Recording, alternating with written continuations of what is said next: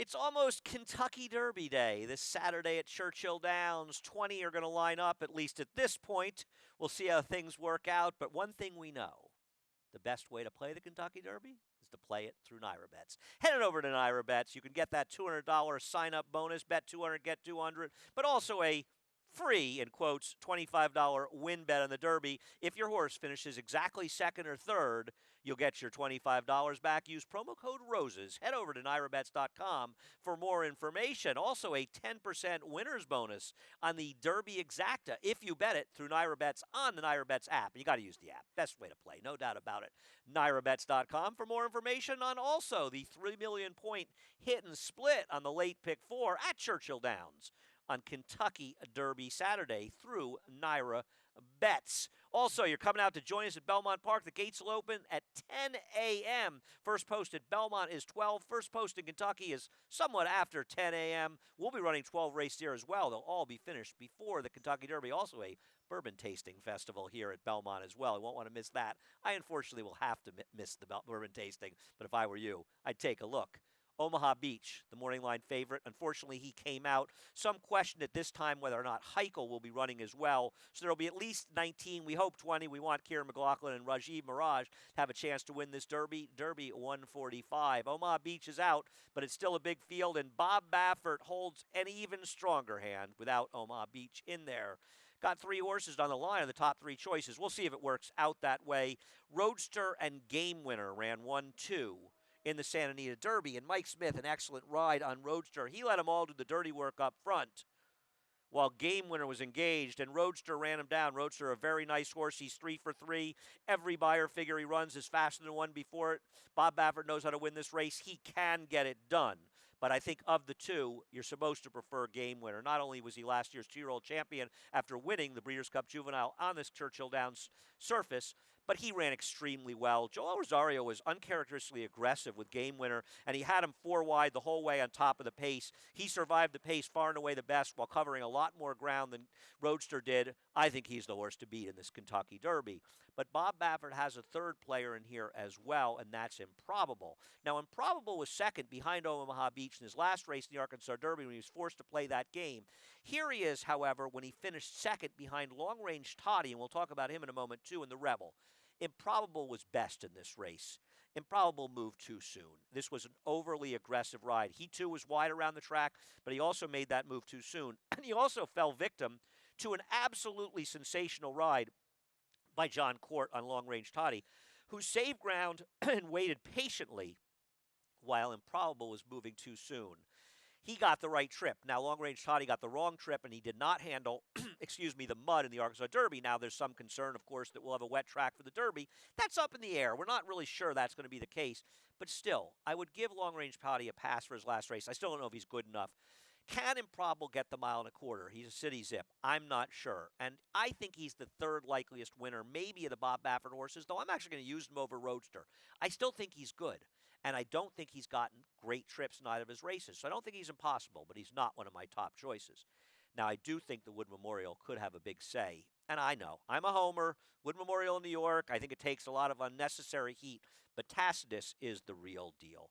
Tacitus did something with Memorial that really other horses in this race have not done, which is overcame significant trouble. He was really pushed around the early stages, and Tacitus is unfazed by trouble. This is a horse that has really improved as a 3-year-old for trainer Bill Mott. He showed some flashes as a 2-year-old, but he's a 2-time stake winner. He won the Tampa Bay Derby and the Wood Memorial heading into this Kentucky Derby, and he's not slow. He can put himself in position that if the pace isn't that fast, he'll be close enough, and if they go fast, he can sit back. I think Tacitus is going to be very, very dangerous in the air, and for what it's worth, the wet track, his damn close to Hatch is a champion herself. She won 2 races. She's 2 for 2 on wet tracks in her career, and one of those was a blowout win in the Personal Ensign at Saratoga. I'm not knocking Tax. I can understand some people using him in this race.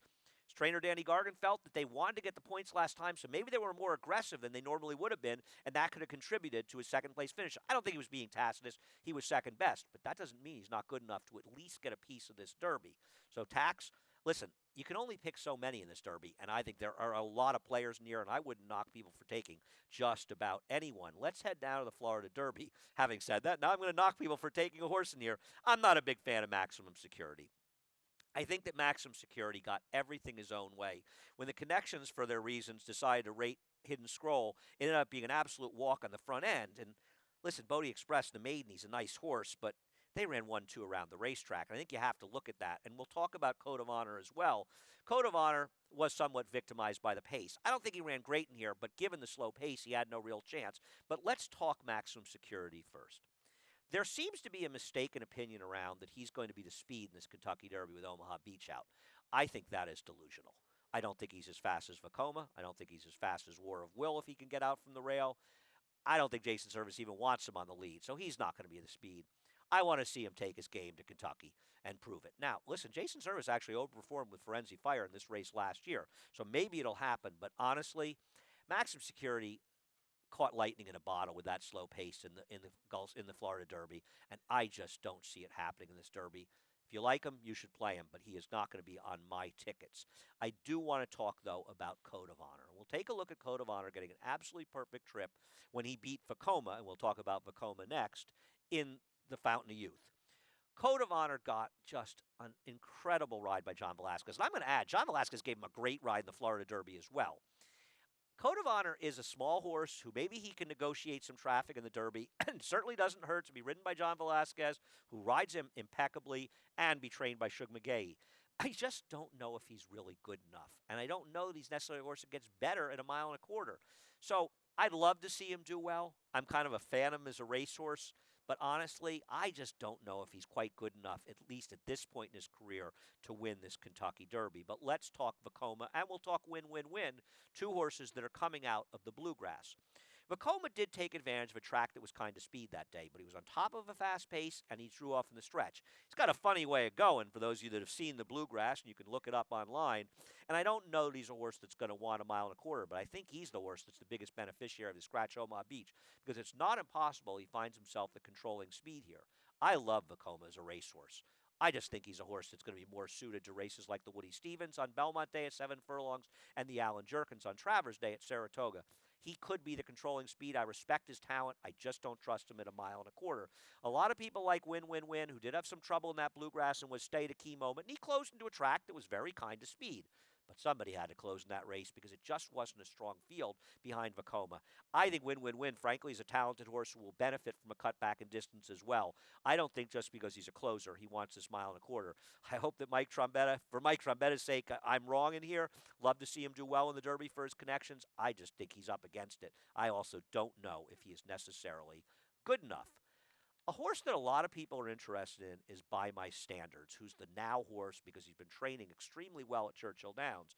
And this is a horse who you have to like the fact that he is improving with leaps and bounds in his last 2 starts. He got a sensational ride and trip of Gabriel Saez to win this Louisiana Derby. And from by all accounts, he's training well heading to the race.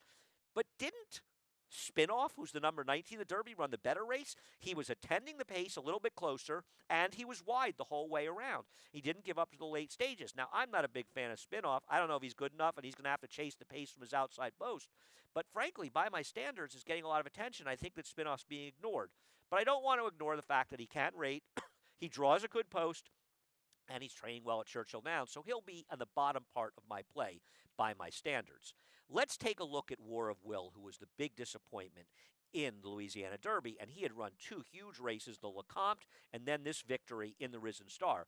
I'm going to tell you, he was very good in those races. He was attending quick paces, and he was impressive in these races. The problem is he was a disaster in his last Press Louisiana Derby. Apparently had an issue in the race.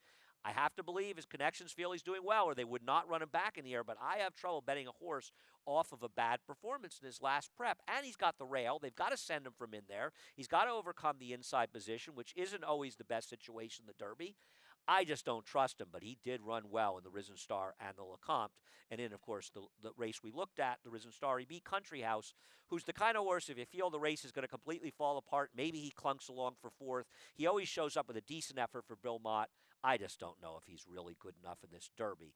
Let's take a look at Todd Pletcher's other entrant in here. And Todd Pletcher's been uncharacteristically quiet on this Triple Crown trail. Well, he did win a prep. He won the Sunland Derby. And he got it done over a horse that a lot of people are a pretty big fan of, and that's Another Twist of Fate, who ran second to Lexington. The figure held up. You look at the horses coming out of the race. This race held up as a strong one. Now, he improved dramatically. Where did that race come from? He was a complete no factor in the Southwest at 2-1 at Oaklawn Park before it, and he improved dramatically at Sunland. Is he going to bring that Sunland form to Kentucky? Well, mind that bird did. I don't know if Cutting Honor Humor did, but I cannot knock his performance. He ran well in a legitimate race in the Sunland Derby last time out. One last race to look at, the UAE Derby, where Plus Que Parfait, let's give a lot of credit to his trainer, Brendan Walsh, and his connections for being smart enough to find a $2 million or $2.5 million allowance race, because that's what the UAE Derby was. Both he and Gray Magician, they're just not good enough. I mean, you could look at the rest of their PPs, and unless somehow they improve 10 lengths in this race and they're going to take another step forward in the Derby, they're not good enough to win this Derby. And Jose Ortiz, by the way, what a great ride he gave to Plus Que Parfait. They got the money. This was their Kentucky Derby. I just don't think they're good enough. This is a really fun and wide open Derby. There are a lot of horses that can win. I don't want to take Game Winner, even though I think he's the horse to beat, as the favorite in this race. So I've put him second, and I put him second behind Tacitus. Yes, I'd love to see Bill Mott and Tacitus win this Derby, but I think Tacitus is good enough to win it. He's improving with every start. He can put himself in position to win this race. He can take a little bit of abuse during the running. There is nothing not to like about Tacitus, and if the track is wet, he's bred to handle it. I've got him probable third moved up for Bob Baffert. I don't want to give up on this horse just yet. I don't trust him getting a mile and a quarter, but I still think he could be forgotten in this race, and he has excuses in his last two races. And by my standards, all right, I'll fall for the horse who's improving and working well at Churchill Downs for fourth. But it's wide open. It is a fun Derby. Bill Mott and Bob Baffert could be squaring off. Bob Baffert with a strong hand with 3 entrants in this Derby. Best way to play the Kentucky Derby? Play it through NYRA-Bets. Head on over to NYRABets.com. Promo code is ROSES. You'll get that $200 new member bonus, but also for this Derby, a free $25 bet. If your horse runs second or third, you'll get that $25 back. You'll also be able to get a 10% bonus on the Exacta on the Derby on the NYRA-Bets app. 10% bonus on that Kentucky Derby Exacta. Also a 3 million point hit and split in the late pick 4 on Churchill Downs on Kentucky Derby Saturday, all through NYRA-Bets. You're coming out to join us at Belmont Park. You can enjoy 12 races. First post at 12, and the gates will open at 10 a.m. on both Derby and Oaks Day, so you'll be able to enjoy all the action at Churchill Downs as well. Good luck, and enjoy the Kentucky Derby this weekend at Churchill Downs.